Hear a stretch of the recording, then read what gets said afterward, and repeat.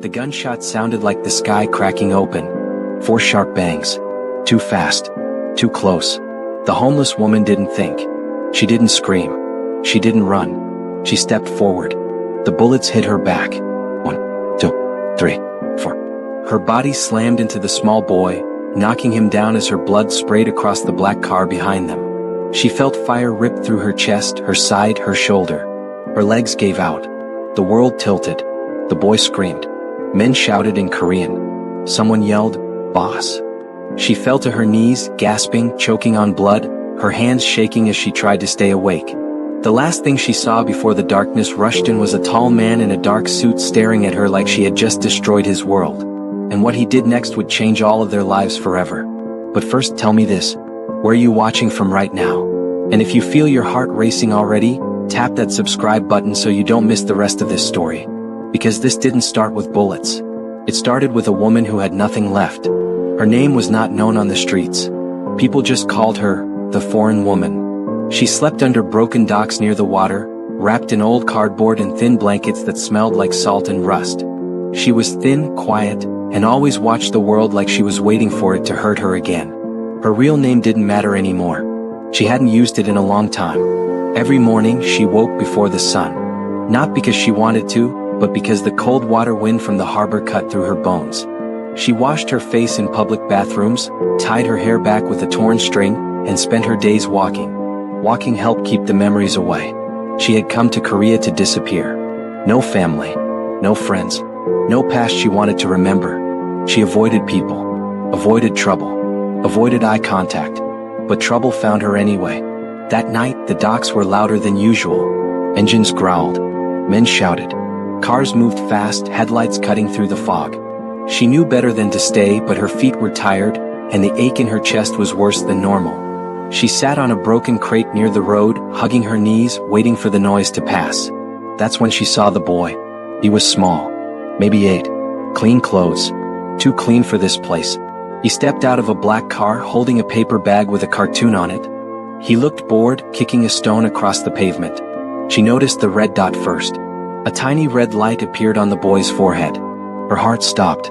She knew that dot. You don't forget things like that. She scanned the shadows. Then she saw the glint. A gun barrel. Time slowed. The men around the car were distracted, talking loudly, laughing.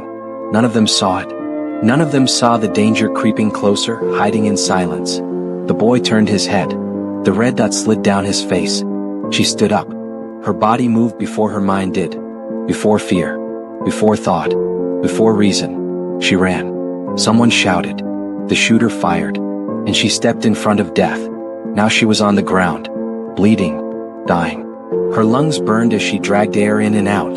Her vision blurred. She tasted metal. The man in the suit reached her side. His hands were steady, but his eyes were not.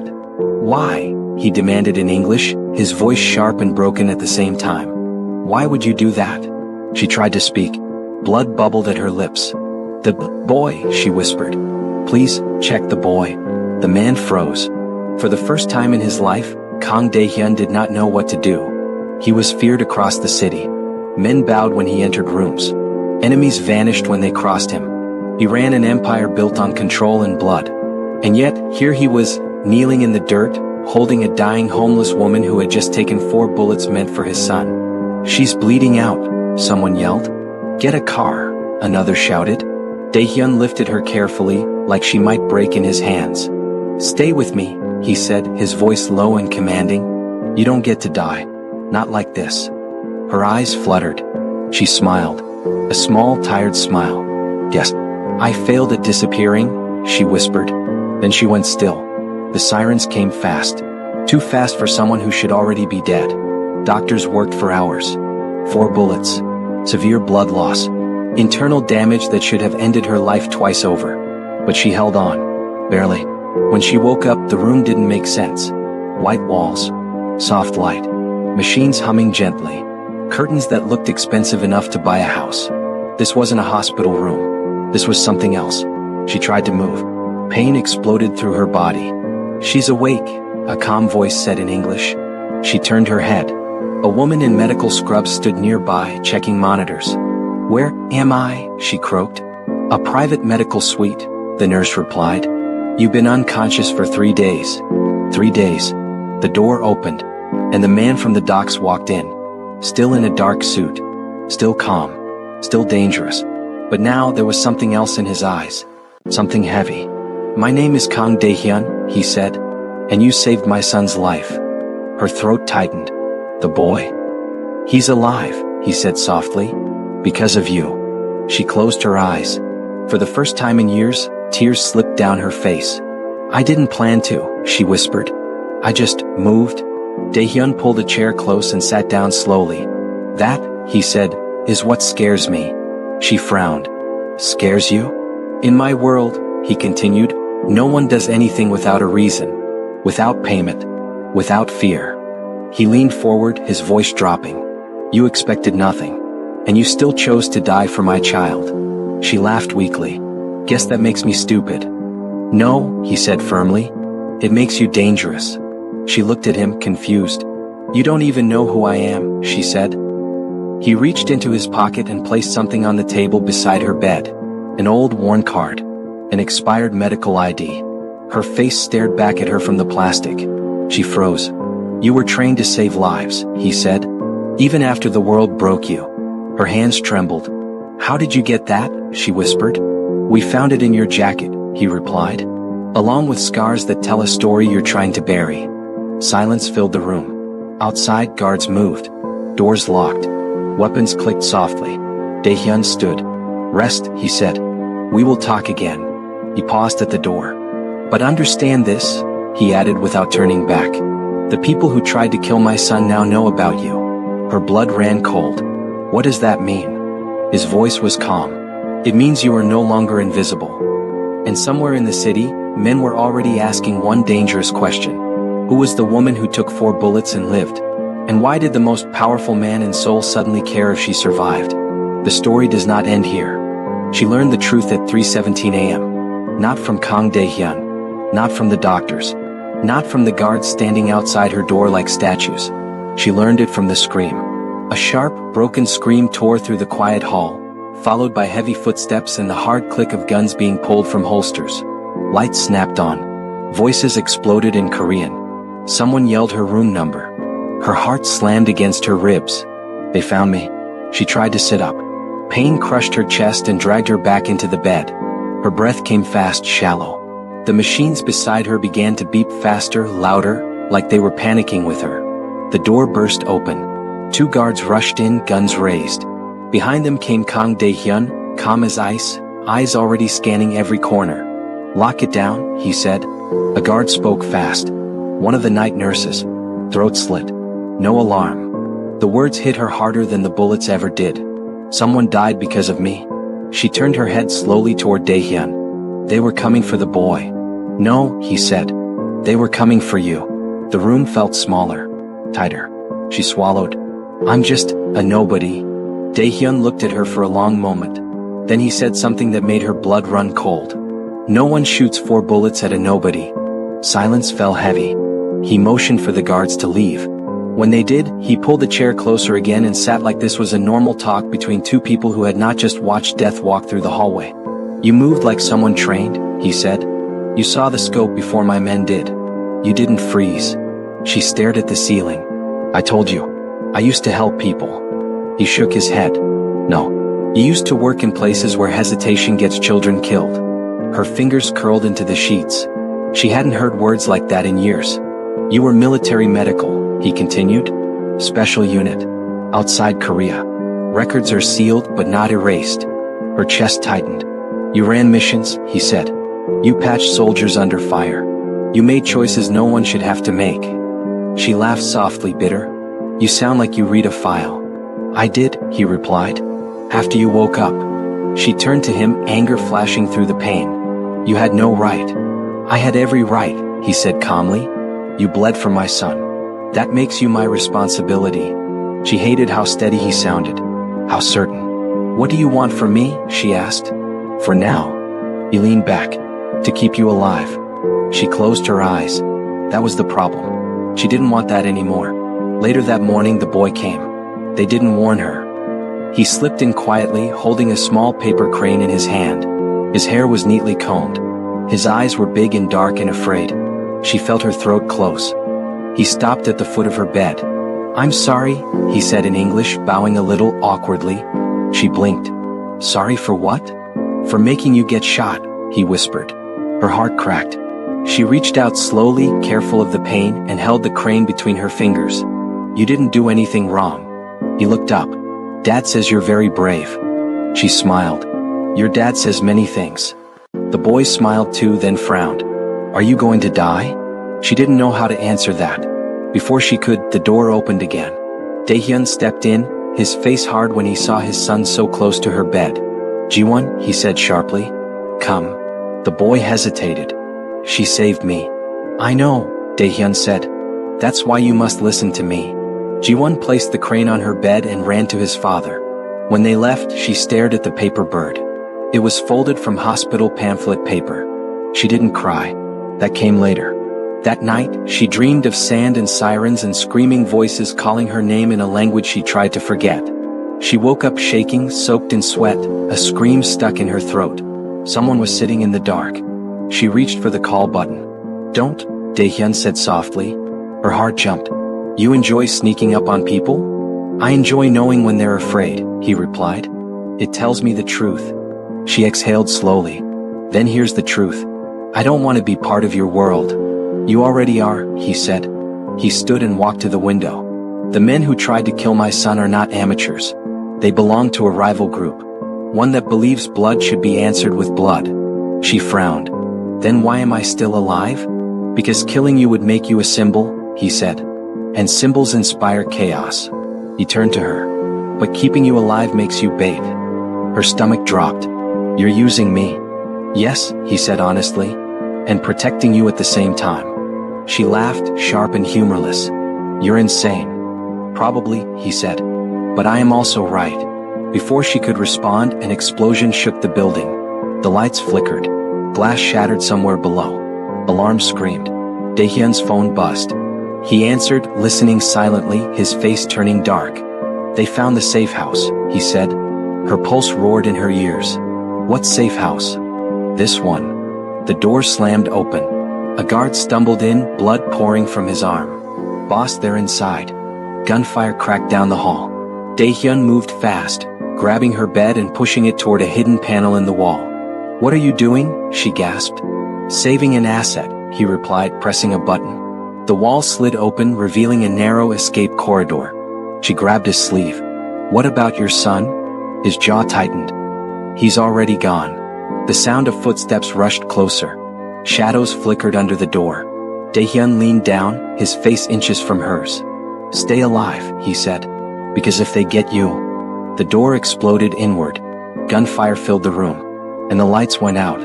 The darkness didn't last long. Emergency lights snapped on, bathing the room in red. Smoke filled the air. The smell of burned metal and gunpowder clawed at her lungs. Shots echoed again. Closer. Too close. Daehyun shoved the bed into the hidden corridor just as bullets tore through the wall where her head had been seconds before. Sparks flew. Glass rained down. "Go," he ordered.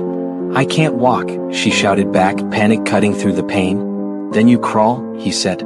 No anger. No fear. Just truth. He slammed the panel shut as men stormed the room, their boots pounding like drums of death. The wall sealed with a heavy thud, blocking out the chaos. But not the sound. Gunfire. Shouting. Someone screaming. The corridor was narrow and cold. She dragged herself forward with her arms, each movement sending knives through her body. Blood soaked her hospital gown again, warm and sticky. "I survived 4 bullets. Not like this. Not in a hole." The passage sloped downward. Dim lights flickered above her, like they might give up any second. She focused on breathing. Pull. Drag. Breathe. Then the lights died. She froze. Total darkness. Her chest tightened. Old memories rushed in. Dark rooms. Screams. The smell of fear. "No," she whispered. "Not now." A sound came from behind her. A soft click. Metal on metal. Someone was opening the panel. They found the tunnel. She pushed harder, ignoring the pain, her hands slipping on the smooth floor. The sound grew louder. Voices whispered in Korean. "Come." Confident. "Hunters." A gunshot blasted behind her. The bullet ricocheted, screaming past her ear. She cried out, flattening herself as another shot cracked, then another. Then suddenly silence. Too sudden. Footsteps faded. Her ears rang as she lay there, shaking. Minutes passed. Maybe more. She didn't move until her arms went numb. Finally, a faint light appeared ahead. An exit. She pulled herself through and collapsed onto cold concrete. A parking garage. Empty. Quiet. Cars sitting like sleeping animals. She laughed weakly. Still alive. That's when a van engine started. Her heart stopped. Headlights snapped on, blinding her. The van rolled forward slowly like it was tasting the moment. The side door slid open. A man stepped out. Tall. Scar across his cheek. Calm smile that didn't reach his eyes. "Well," he said in English, "you are harder to kill than we expected." She tried to move. Her body refused. "Relax," he said, raising a hand. "If we wanted you dead, you would be." He crouched in front of her. "My boss would like to meet you." "I'm not interested," she rasped. He chuckled. "You don't get to choose." Before she could react, something sharp jabbed into her neck. The world tilted, faded. When she woke again, her hands were tied. She sat in a chair in a wide, empty room. Concrete walls. Single light bulb swinging above her. Blood crusted on her gown. Her head throbbed. The man with the scar stood nearby, talking on the phone in Korean. "Yes," he said. "She's awake." He ended the call and smiled. "You caused a lot of trouble tonight." "Good," she said. He laughed. "Do you know why we didn't kill you?" She stayed silent. "Because my boss is curious," he continued. "People don't throw themselves in front of bullets for strangers." She lifted her chin. "Some do." He leaned in close. "No. Soldiers do." Her jaw tightened. "Your past caught up with you," he whispered. "And now it's time to finish what you ran from." The door behind them opened. Heavy footsteps entered the room. She turned her head and felt her breath leave her body. Standing there was someone she never thought she would see again. Someone who was supposed to be dead. Someone who knew her real name. The light flickered, and they smiled at her. She froze. The face before her was unmistakable. Jinsu. Her brother, or at least the brother everyone thought had died 5 years ago. The same brother she had spent years searching for in dark alleyways and forgotten shelters. And now here he was, standing in the flickering light, looking more dangerous than she remembered. Why are you here?" she croaked, pain and disbelief twisting in her chest. Jinsu's eyes softened for the briefest moment, then hardened. "Because they want you dead. And I couldn't let that happen, not again." Her mind reeled. She had survived bullets, betrayal, and every night spent alone wondering if the world had forgotten her. But nothing had prepared her for this reunion. The man with the scar behind her, the one who had haunted her since the hospital, stepped forward. "You two know each other?" he asked, a shadow of doubt crossing his features. Jinsu didn't answer immediately. He moved beside her, almost protective. Even in chains of circumstance neither of them could escape. "Yes," he said finally. "And now we need to get out of here. They won't stop until they've finished what they started." The tension in the room was suffocating. Outside, the city thrummed with life, unaware of the violence lurking in its shadows. Every second she hesitated was a second closer to death. But trust wasn't easy. Trust had been ripped from her years ago. "Why should I trust you?" she demanded. "Because," Jinsu said softly, "I'm the only one who knows what they'll do next, and I've got a plan. But you have to follow me, no questions." The man with the scar raised an eyebrow. "You think you can escape me?" Jinsu's gaze snapped toward him. "Try me." Suddenly, the silence shattered with the sound of tires screeching outside. The entire building shook with the roar of engines. Reinforcements. Too many to fight head-on. They didn't have a choice. With a swift, practiced motion, Jinsu reached for her hand, gripping it tight. "On my mark," he whispered. The first explosion rocked the room. Concrete dust rained down, choking and blinding them. Bullets whizzed past, shattering the single bulb overhead. "Now!" Jinsu shouted. They dove together into the shadows, weaving through debris as gunfire tore the air around them. She felt the familiar sting of adrenaline mixed with fear and something else, something she hadn't allowed herself to feel in years: hope. Outside, the night was chaotic. Sirens wailed, engines roared, and the streets were a blur of movement. Jinsu led her through back alleys, over fences, through narrow gaps she never would have noticed on her own. He knew the city like it was carved into his soul. Finally, they stopped in a deserted park. Panting, bleeding, bruised but alive. For the first time that night, she allowed herself to collapse against him. "You did it," she whispered. "We did it," he corrected, brushing the blood from her hair. She looked up at him. "What? Why risk everything for me?" Jinsu's eyes were dark, haunted. "Because family doesn't leave each other behind. And because someone has to make sure the people who hurt us pay." For the first time in years, tears rolled down her cheeks. Not from pain, not from fear, but from relief.